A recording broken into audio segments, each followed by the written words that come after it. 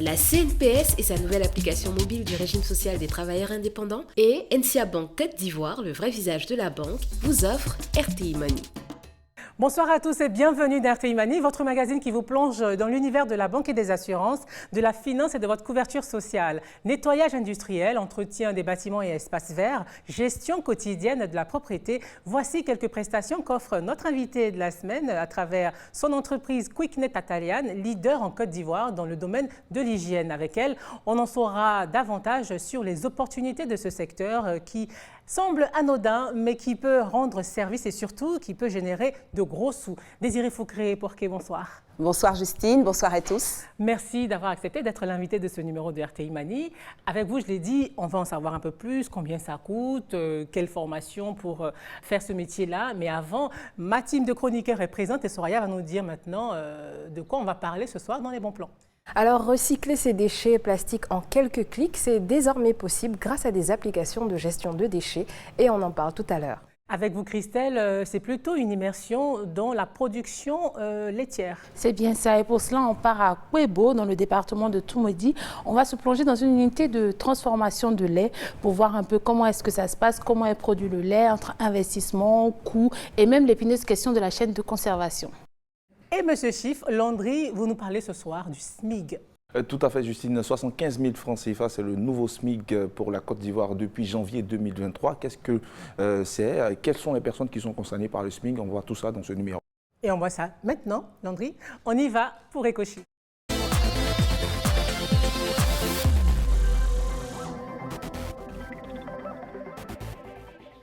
Alors, Landry, depuis le 1er janvier 2023, le SMIG en Côte d'Ivoire est passé à 75 000 francs et ça vous a particulièrement intéressé. Exactement, Justine. Traduisez par SMIG, salaire minimum interprofessionnel garanti. C'est le salaire minimum légal que doit recevoir un employé, quelle que soit l'entreprise dans laquelle il évolue. Il ne peut être payé en dessous de ces 75 000 francs CFA. Et depuis le 1er janvier 2023, le SMIG est passé de 60 000 francs CFA à 75 000 francs CFA, soit une augmentation de 25%, une augmentation qui vient à point nommé face à une inflation généralisée. On pense bien évidemment à l'augmentation des produits alimentaires, à l'augmentation du transport, de l'énergie, etc. Cela viendra pour soulager la population et maintenir le pouvoir d'achat. Il faut rappeler que le SMIG était en 1994 à 36 600 francs CFA, avant de passer en 2013 à 60 000 francs CFA et aujourd'hui en 2023 à 75 000 francs CFA.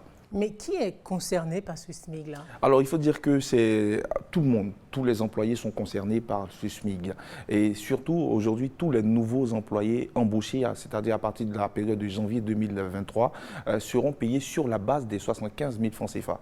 Il est impossible pour un employeur de payer un employé en dessous des 75 000 francs CFA. Cela concerne par exemple les nounous, les femmes de ménage, vous avez les techniciens de surface, les chauffeurs, les employés dans le secteur agricole, les vigiles, les boulangers, en tout cas tous ces dizaines de milliers d'employés qui sont au bas de l'échelle au niveau des salaires. Cette augmentation, comme je le disais tantôt, leur permettra de pouvoir maintenir le pouvoir d'achat.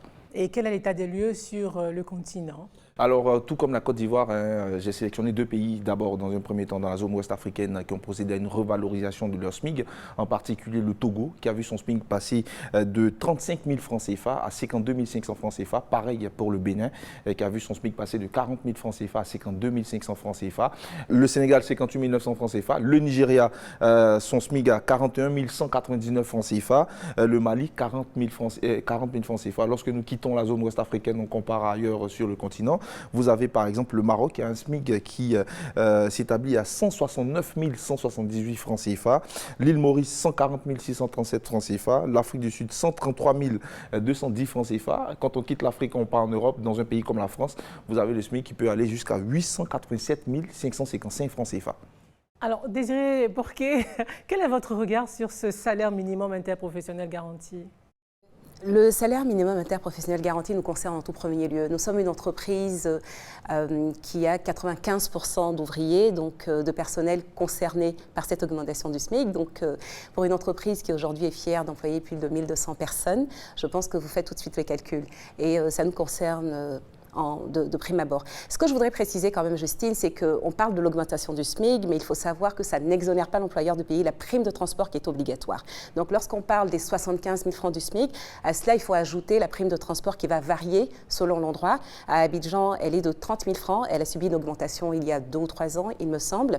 Et à l'intérieur, elle va varier entre 18 et 25 000 francs.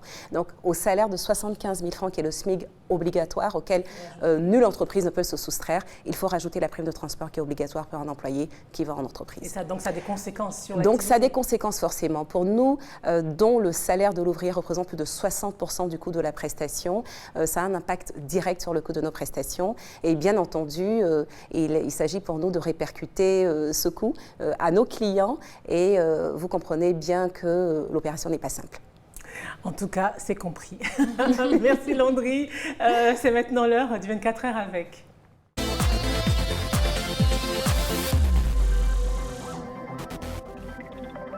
Christelle, cette semaine, vous nous faites redécouvrir le secteur de la production laitière. C'est bien ça, le lait est un produit de grande consommation qu'on retrouve dans presque tous les ménages, que ce soit pour le petit déjeuner, même pour la cuisine ou même pour les produits cosmétiques. En tout cas, il est très utilisé. Aujourd'hui, en Côte d'Ivoire, selon les derniers chiffres que nous avons, la production laitière s'établit à 34 000 tonnes sur les 178 000 tonnes consommées. Donc, vous voyez un peu le gap. C'est donc un marché qui est encore ouvert, sur lequel on peut vraiment se lancer. Avec un gros potentiel. Voilà, avec un gros potentiel. Et c'est ce qu'a compris Kwadio Bernardin, qui est à la tête d'une unité de production, mais aussi d'une ferme du côté de Toumoudi. Nous avons décidé de pousser les portes de cette usine-là pour voir comment est-ce que le lait ivoirien est produit. On regarde.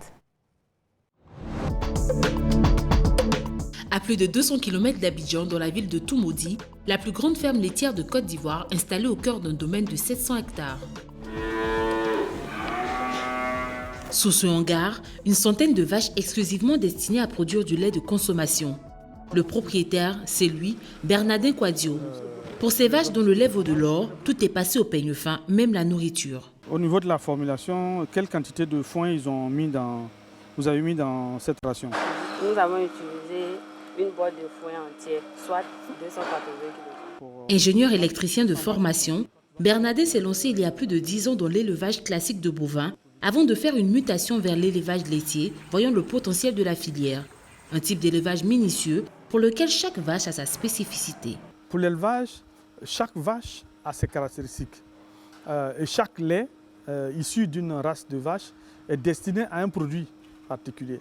Vous voulez faire du beurre, du fromage, vous irez vers un type de vache. Si vous voulez faire du lait de consommation ou du yaourt, vous irez vers un type de vache. La Holstein, c'est la vache noire blanche. Cette vache-là, ce sont les championnes en production. Donc elles vont produire beaucoup, mais par contre, un lait avec un taux de protéines et un taux de matière grasse qui est plus bas. Avec un investissement d'environ 15 millions de francs CFA pour démarrer son business, son activité pèse aujourd'hui plus de 4 milliards de francs CFA, financés progressivement sur fonds propres. Ce jour-là, les vaches en lactation passent à la traite, une opération qui consiste à extraire le lait de leurs mamelles. Cette unité de traite a une capacité de 800 litres de lait par jour et chacune de ces vaches peut produire jusqu'à 20 litres de lait. Du lait frais dont la majeure partie est transformée sur place en produits dérivés. C'est ici, dans ce bâtiment annexe, qu'a installé l'unité de transformation. Sur place, une équipe est à pied d'œuvre pour confectionner du fromage sec de type Tom. Vous êtes à quel stade de votre fromage? Nous avons fini le découpage, nous faisons maintenant le brassage manuel. Avant de devenir du fromage, le lait va pendant 3 mois passer par plusieurs étapes. Pour cette unité moderne, Bernardin a investi environ 200 millions de francs CFA pour les machines ainsi qu'un système de froid qui garantit la conservation des produits à moins de 6 degrés. Un gros investissement qui lui permet de tirer le maximum de profit de sa production laitière. La transformation apporte de la valeur ajoutée. Quand vous vendez des produits bruts, vous n'avez accès qu'à 10-15%. Les 85% ne sont à la portée de celui qui aura transformé et vendu. Si je prends le fromage, 100 litres de lait vont donner 32 kg de fromage. Il faut compter que le litre de lait peut être vendu à 350 francs sur le marché, alors que le fromage sera vendu à 7 200 le kilo. En plus du fromage, l'entreprise produit du lait de consommation, du yaourt et le déguet qui est le produit phare. Des produits essentiellement vendus via un réseau de distribution composé de 16 grandes surfaces dans la capitale économique. Ce jour-là, une livraison de yaourt sur la ville d'Abidjan.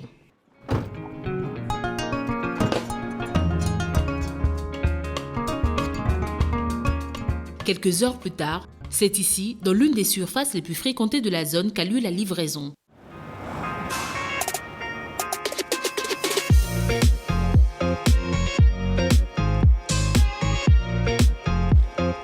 Dans les rayons, ce jour, le chef d'entreprise passe pour s'assurer que ses produits suscitent de l'intérêt.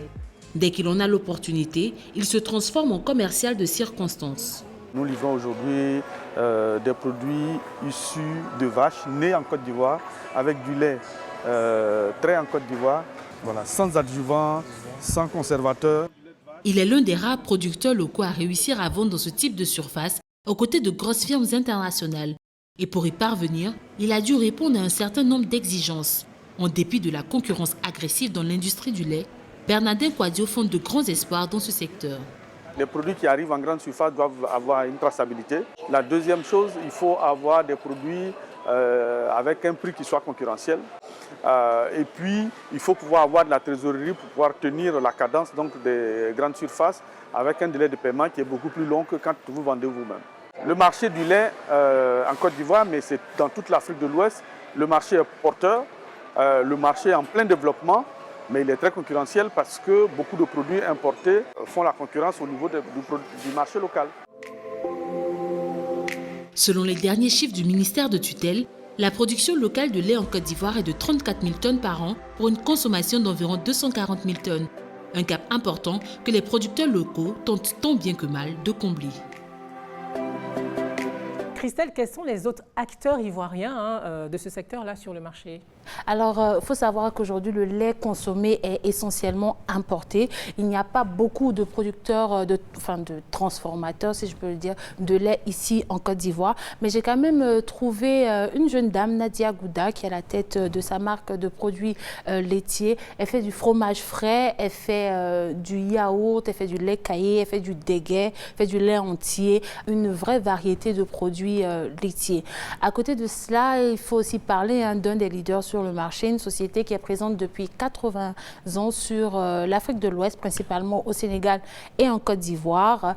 Elle a un yaourt que je pense beaucoup d'entre vous ont dû boire au cours de votre vie. Donc, ils font aussi du yaourt, ils font du lait, ils font du fromage. Et donc, comme je l'ai dit, ce marché-là, il faudrait vraiment le regarder de près parce qu'il a énormément de potentiel. Voici à présent les bons plans de Soraya.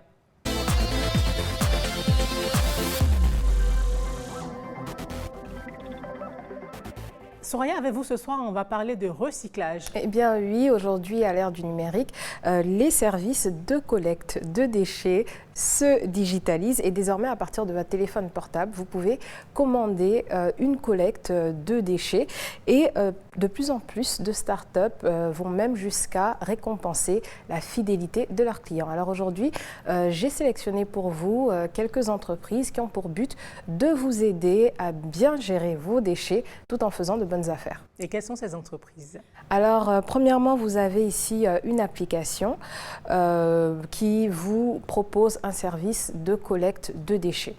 Alors, pour ce faire, vous devez télécharger l'application, demander une collecte, indiquer votre adresse et fixer un rendez-vous. Alors une équipe viendra chez vous pour récolter les déchets, ce sont des déchets en plastique et l'entreprise va même plus loin, elle récompense la fidélité de ses clients via un système de points. Alors plus vous avez de déchets, plus vous avez des points et ces points peuvent être convertis en bons d'achat, en kits scolaires ou en produits alimentaires.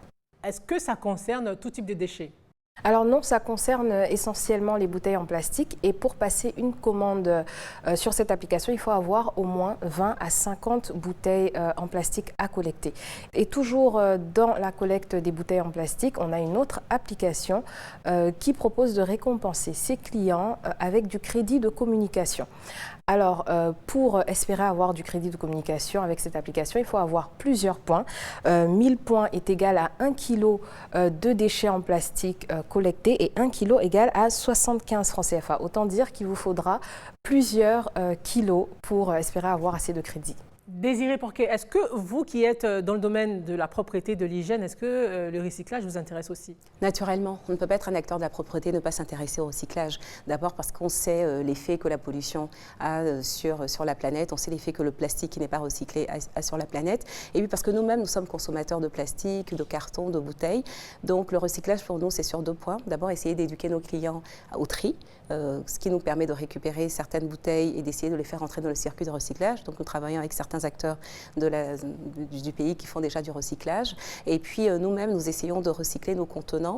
Alors pour la petite histoire, les clients n'aiment pas beaucoup ça parce qu'ils ont l'impression que parce qu'ils ont payé, on ne doit pas leur donner des anciennes bouteilles. Donc c'est toute une éducation pour leur faire comprendre que c'est pas parce qu'on veut gagner de l'argent sur leur dos qu'on utilise la même bouteille, mais c'est souvent pour contribuer à l'amélioration de nos conditions de vie à tous. Donc oui, le recyclage nous concerne, non pas pour l'instant sur l'aspect financier parce que nous ne gagnons rien, mais pour permettre d'éduquer, de contribuer, nous, en tant qu'acteurs, à la réduction de la pollution. La piste financière à envisager, pourquoi pas? Absolument, absolument. Nous comptons en faire un métier lorsque nous serons outillés pour, donc nous avons commencé la formation dans ce sens-là.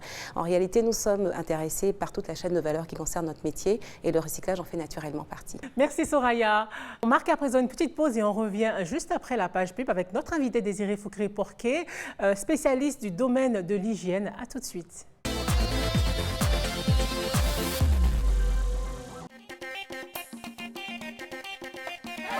Grâce au régime social des travailleurs indépendants de la CNPS, tous les sportifs peuvent aussi bénéficier d'une indemnité en cas d'accident ou de maladie.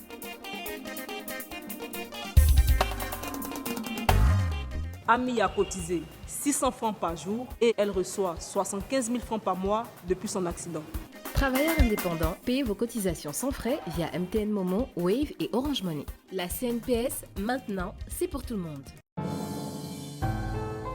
Je suis Cristal, votre carte prépayée sans compte bancaire. Il suffit d'un rechargement et hop, je suis prête. Je suis le compagnon idéal pour vos achats sur Internet, vos achats en magasin, transférer de l'argent, vos séjours à l'étranger, régler vos factures. Et ce n'est pas tout, j'ai bien d'autres atouts. Réception d'alerte SMS, plateforme de gestion de votre compte, la 3D Secure pour la protection de vos avoirs. Je suis utilisable à tous les guichets en Côte d'Ivoire et à l'étranger. Plus d'infos, 80 200 800. MCA Bank, le vrai visage de la banque.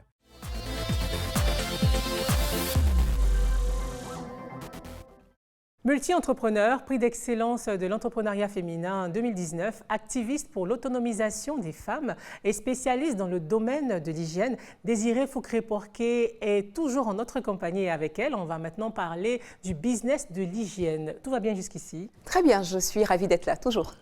Alors, 20 ans au service de nos populations, voilà, de la propreté pour nos populations. Pourquoi ce secteur ? Je pense que ça m'a semblé tout à fait naturel lorsque je suis revenue de mes études. Je suis née à Abidjan, je suis partie pour mes études, j'ai travaillé à l'étranger. Et lorsque je suis revenue, je pense que j'ai été choquée par le manque de propreté autour de moi. Ça paraît bête, mais c'était ça.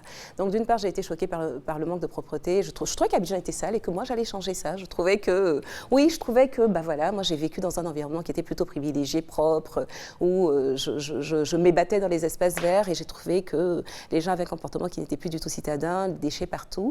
Et voilà, je me suis dit qu'il fallait que je fasse un métier qui permet d'impacter et qu'au lieu de rester assise dans mon salon à critiquer ça, il fallait que j'agisse. Par ailleurs, j'ai été aussi un petit peu attristée par le taux de chômage qui est réel. Hein. Je pense que lorsqu'on vit, on ne peut pas s'empêcher de voir autour de nous des gens qui... Vous parlez d'autonomisation de la femme, on voit des femmes qui sont vulnérables, qui n'ont pas de travail, on voit des jeunes qui n'ont pas de travail. Et me lancer dans le domaine de l'hygiène me permettait pour moi d'allier ces deux aspects-là. D'une part, créer de l'emploi et d'autre part, assainir mon environnement. Donc je devenais un acteur de la redistribution du revenu dans mon pays en faisant une activité que je jugeais utile. Assainir l'environnement, qu'est-ce qu'on nettoie concrètement ? Chez Atalian, nous nettoyons, on peut dire, quasiment tout, puisqu'on part des espaces verts aux usines, en passant par les immeubles, en passant par des résidences. Donc on nettoie tous les espaces, ce que nous appelons les espaces de vie et de travail. Et combien ça coûte ? C'est totalement variable. Pour construire notre proposition, donc vous allez avoir le coût de l'être humain, vous allez avoir l'amortissement des machines, vous allez avoir le coût des produits, vous allez avoir le coût de tous les intrants. Soyons factuels. nettoyer le studio. Soyons factuels, voilà. je vais reprendre. Si je veux faire une cotation, je vais d'abord tenir compte du prix de l'agent que je vais mettre chez vous 5 jours sur 7 un minimum. Donc, moi, je vais le payer donc, au nouveau SMIC à 105 000 en incluant sa prime de transport, mais il ne me coûte pas 105 000. Je vais payer la CNPS. Donc, je vais payer également tout ce qui est prestations sociales. Je vais payer tout ce qui est impôt sur traitement et salaire. Donc, cet employé va nous revenir grosso modo autour peut-être de 130 à 150 000 francs, selon sa catégorie. Parce qu'il peut être marié, avoir des enfants, être célibataire, donc ça va influer sur le coût de l'employé. Ensuite, cet employé, je vais lui acheter un uniforme. Et il n'en a pas qu'un. Il va avoir un uniforme et avoir ce qu'on appelle également les équipements de protection individuelle, ça va avoir un certain coût. Mettons que ça va me coûter peut-être 30 000 francs de plus. Cet employé va venir chez vous, il aura un chariot de ménage, il aura des produits, il aura des détergents, il aura des sprays nettoyants. Donc je vous laisse faire le calcul. Le coût de revient d'un employé, il va revenir à combien pour vous, Justine? Je vais être un minimum entre 130 et 200 000 francs selon la catégorie. Qu'est-ce que vous gagnez dessus? Je vais appliquer un taux de marge qui va être propre à l'entreprise. C'est bien compris. Alors, est-ce que c'est une activité que les banques, par exemple, financent? Absolument. En fait, ce que les banques vont financer, c'est plutôt l'achat de nos équipements. Si nous avons besoin de véhicules, nous pouvons nous adresser aux banques. Si nous avons besoin d'acheter des autolaveuses, des tondeuses auto-tractées, c'est ce que la banque va financer. Donc, la banque va financer plutôt ce qu'on va appeler les OPEX. Donc, ce qui va nous permettre de travailler. La banque va financer ce qui va rentrer dans notre exploitation. Landry avait une question. Alors Justine le disait tout à l'heure, vous avez près de 20 ans de carrière en fait, dans ce domaine. Aujourd'hui, c'est quoi le potentiel de ce secteur-là? Je pense que le potentiel est encore inexploité. Pourquoi? D'abord, pour moi, il y a deux choses. Il faudrait assainir le secteur, c'est-à-dire faire en sorte que ce soit des vrais professionnels qui soient dans le secteur. Pour moi, il est plus important d'avoir des employés qui soient bien formés et bien payés, moins nombreux, plutôt qu'avoir tout un chacun qui pense que pour faire du nettoyage, il suffit de prendre un balai, une serpillière et j'y vais. Donc le potentiel, aujourd'hui, je dis qu'il est exploité parce que dans le nettoyage, il y a ce que vous voyez, qui est évidemment la gestion de la propreté, mais il y a également le recyclage, il y a la fabrication des produits d'entretien, il y a tout ce que nous on appelle les 3D, c'est-à-dire tout ce qui est désinfection, désinsectisation, déserpentisation, dératisation, il y a tous ces métiers qui vont avec. Donc le potentiel est grand et tout espace de vie ou de travail peut être entretenu. Donc, je ne pourrais pas vous donner un chiffre en disant que c'est un marché qui représente 20, 30, 50 millions de dollars. Ce n'est pas ça que je peux vous dire. Ce que je veux vous dire en revanche, c'est que c'est un secteur qui gagnerait à être encore plus professionnalisé et que tout le monde a droit à avoir des professionnels chez lui pour faire l'entretien, parce que c'est ce qui va être la garantie de matériel bien entretenu. Ça va être la garantie que son investissement va être pérenne, parce que lorsque vous investissez dans du marbre, lorsque vous investissez dans des matériaux pour votre maison et que quelqu'un qui n'est pas formé utilise un produit qui n'est pas adapté, vous avez perdu de l'argent. Donc le potentiel est grand parce qu'il y a encore des gens qui ne font pas appel à des professionnels dans le domaine de la propreté. Peut-être qu'on pourrait éventuellement mesurer ce potentiel-là avec le chiffre d'affaires de... Aujourd'hui, en tant que leader du marché, nous sommes fiers d'avoir plus de 2 milliards de chiffre d'affaires. Ça représente pour nous plus de 100 contrats avec des clients. Un client peut être multisite. Nous avons des grands clients qui sont des réseaux de banques. Donc pour un seul client, nous avons une trentaine ou une quarantaine d'agences répandues sur toute la Côte d'Ivoire pour laquelle nous faisons l'entretien. Et pour nous, la plus grande joie, c'est qu'un nouveau contrat, pour nous, ça représente un nouvel emploi.